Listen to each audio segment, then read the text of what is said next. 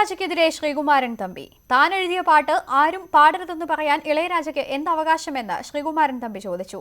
സംഗീത സംവിധായകന് മാത്രമല്ല, ഗാനരചയിതാവിനും ഗായകനും പാട്ടിന്റെ അവകാശികളാണെന്നും ശ്രീകുമാരൻ തമ്പി പറഞ്ഞു. താൻ ചിട്ടപ്പെടുത്തിയ ഗാനങ്ങൾ അനുവാദം കൂടാതെ വേദികളിൽ ആലപിച്ചതിന് SP ബാലസുബ്രഹ്മണ്യത്തിനും ചിത്രയ്ക്കും നോട്ടീസ് അയച്ച ഇളയരാജയുടെ നടപടിയെയാണ് ശ്രീകുമാരൻ തമ്പി വിമർശിച്ചത്. ഈ ഗാനം എന്ന് പറയുന്നത് ഗാനരചയിതാവിന്റെ മാത്രമോ സംഗീത സംവിധാനത്തിന്റെ മാത്രമല്ല. ഇപ്പോൾ ഇളയരാജ പറഞ്ഞല്ലോ, എൻ്റെ പാട്ടൊന്നും ആരും പാടാം. എൻ്റെ പാട്ടൊന്നും അങ്ങനെ വീട്ടിൽ നിന്നുണ്ടെന്ന് നിങ്ങളുടെ അച്ഛൻ കൊടുത്താണ് പാട്ടല്ല. എൻ്റെ പാട്ടൊന്നും ആരും പാടാൻ പാടില്ല, അങ്ങയുടെ മാത്രമാണ് പാട്ട്. അപ്പോൾ കണ്ണദാസൻ ഇവിടെ പോയി, വൈരമുത്തു ഇവിടെ പോയി, ഇവരെല്ലാം ഇവർക്ക് പാട്ടുണ്ടാക്കാൻ പറ്റുമായിരുന്നു. അങ്ങേയറ്റത്തെ അഹങ്കാരമല്ല അങ്ങനെ പറഞ്ഞിരിക്കുന്നു. ഇനിയും പാട്ടെഴുതണമെന്ന് പലരും പറയുന്നു. എന്നാൽ പാട്ടെഴുത്ത് നടക്കില്ല. പുതിയ സംഗീത സംവിധായകർക്ക് തന്റെ പാട്ട് വേണ്ടെന്നും ശ്രീകുമാരൻ തമ്പി. കാരണം നിങ്ങളിപ്പോൾ M. ജയചന്ദ്രനോട് പോയി ചോദിക്കൂ, ഗോപി സുന്ദറിനോട് പോയി ചോദിക്കൂ, വിജയ് ബാലനോട് പോയി ചോദിക്കൂ, തമ്പി സാർ വേണ്ടെന്നേ പറയൂ.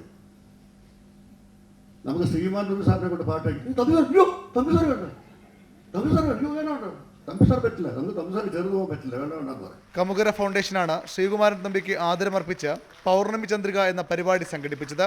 News 18 തിരുവനന്തപുരം.